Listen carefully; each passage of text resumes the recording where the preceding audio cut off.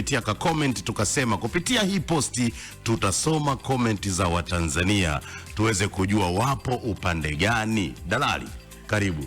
Ya kwanza inatoka kwa huyo anaitwa 1265 Mrao, anasema haki na cheka kama mazuri vile.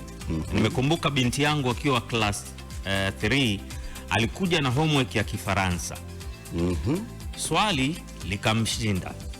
Akaniambia baba nisaidie, nikamjibu sijui Kifaransa. Mtoto akalia sana. Eti teacher atamgombeza. Mimi nilisoma shule za Kanumba, French naijulia wapi? Hilo nalo neno. Hiyo ni ya kwanza.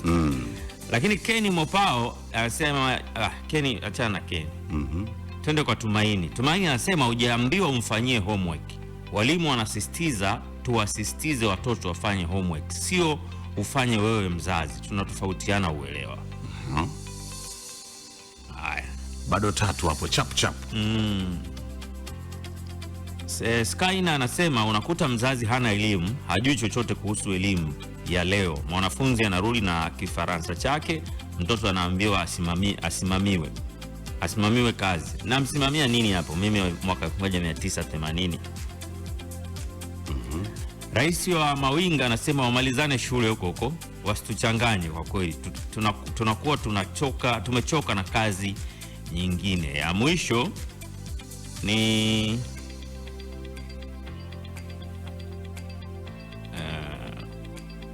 Nasoro Abdul Saidi amemwambia nenda shule, acha kelele.